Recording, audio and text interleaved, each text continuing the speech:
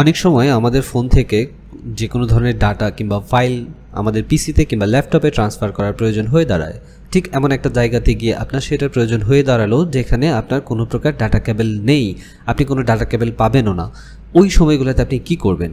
হ্যাঁ, আজকে আপনাদের দেখাবো খুব সহজে কি করে ডাটা কেবলবিহীন আপনি আপনার ফোন থেকে যে কোনো ধরনের ফাইল আপনার ল্যাপটপ কিংবা ডেস্কটপে খুব ইজিলি একটা ক্লিকের মাধ্যমে শেয়ার করতে পারেন বা ট্রান্সফার করতে পারেন।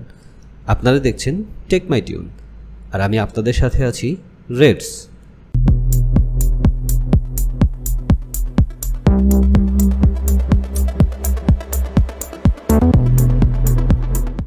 ফাইল ট্রান্সফারের প্রধান শর্ত হচ্ছে আপনার ফোন এবং আপনি যেখানে আপনার ফাইলটা ট্রান্সফার করবেন, অর্থাৎ আপনার পিসি কিংবা আপনার ল্যাপটপ এবং পিসি এবং আপনার ফোন যদি থাকে সেই ফোনটা একই রাউটারের আওতায় হতে হবে, একই নেটওয়ার্কের আওতায় হতে হবে।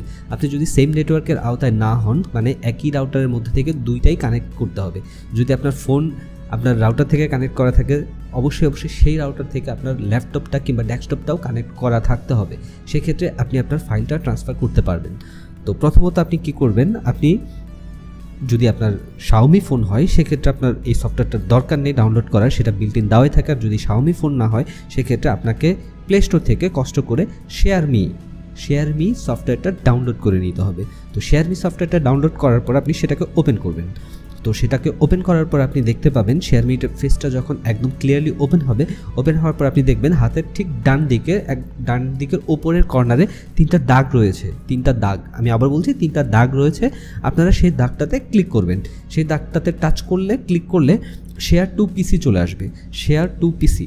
তো আপনি তখন শেয়ার টু পিসিতে ক্লিক করবেন। শেয়ার টু পিসিতে ক্লিক করার সঙ্গে সঙ্গে আপনার ফোনে দেখতে পাবেন ওয়াইফাই স্ট্যাটাস দেখাচ্ছে, অর্থাৎ ওয়াইফাই স্ট্যাটাসের নিচে আপনি কোন রাউটারের দ্বারা কানেক্টেড সেই রাউটারটাকে শো করবে। তো ঠিক তার একদম নিচের দিকে আসবেন, নিচের দিকে দেখবেন একটা এরো দিয়ে স্টার্ট দেওয়া রয়েছে। আপনি সেই স্টার্টে ক্লিক করবেন।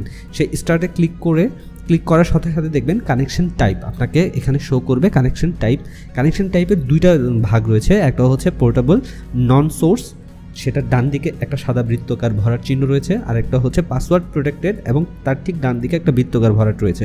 তো আপনি কি করবেন, পোর্টেবল নট সোর্সে গিয়ে ওই গোল দাগটাতে গিয়ে টাচ করবেন। টাচ করলে দেখবেন সেটা নীল হয়ে গিয়েছে, তার মানে সেটা সিলেক্ট হয়ে গেছে। সেটা সিলেক্ট করার পর আপনি নিচের দিকে আসবেন, নিচের দিকে দেখবেন ক্যান্সেল এবং ওকে দুইটা লেখা রয়েছে।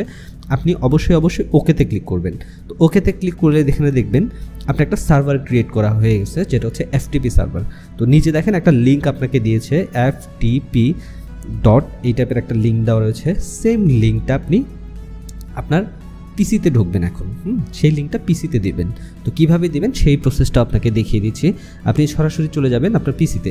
তো আপনার পিসি ওপেন করার পর আপনি দেখবেন আপনার পিসিতে ঠিক মাই কম্পিউটার ওপেন করলে উপরে দেখবেন দিস পিসি যে লেখাটা রয়েছে, দিস পিসি, ওইটাতে যাই ক্লিক করবেন। ওইটাতে ক্লিক করার পর ঠিক আপনার ফোনের যে লিঙ্কটা আমি আমার ডিসপ্লেতে আপনারা ডান পাশে দেখতে পাচ্ছেন, যে লিঙ্কটা সেম একদম ওখানে যেটা রয়েছে FTP যেভাবে এইগুলো রয়েছে, আইপিটা রয়েছে একদম হুবহু সেম টু সেম, আপনি সেটা এখানে ক্লিক করবেন, এখানে লিখে দিবেন।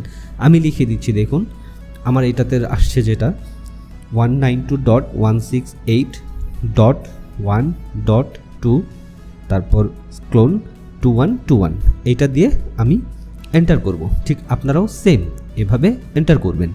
এন্টার করার পর দেখেন আমি আমার ফোনের অ্যাক্সেসটা পেয়ে গেছি। আমার মোবাইলে আমার ফোনের যত ধরনের অ্যাক্সেস রয়েছে, আমার ফোনে ফাইল যে এখানে রয়েছে, ক্যামেরা রয়েছে, যত ধরনের ডাটা রয়েছে সব ডাটার অ্যাক্সেস কিন্তু আমি এখন আমার ল্যাপটপ থেকে পাচ্ছি। তো এখান থেকে আমি আমার ইচ্ছা মতো ফাইলগুলোকে শেয়ার করতে পারবো, সেটাকে ট্রান্সফার করতে পারবো। তবে আপনাকে অবশ্যই সেম নেটওয়ার্কের আওতায় হতে হবে। আমি আবার বলছি, আপনার নেটওয়ার্ক যদি আলাদা হয়, যেমন ধরেন আপনার বাসায় দুইটা রাউটার চলে, আপনি একটা রাউটার থেকে ফোন কানেক্ট করলেন, আরেকটা রাউটার থেকে ল্যাপটপ কানেক্ট করলেন, সেইভাবে আপনি সেই অবস্থায় আপনি অবশ্যই ফাইল ট্রান্সফার করতে পারবেন না, আপনার FTP সার্ভারটা ক্রিয়েট হবে না। আর এই FTP সার্ভার ক্রিয়েট করার জন্য অবশ্যই আপনাকে সেম নেটওয়ার্কে হতে হবে।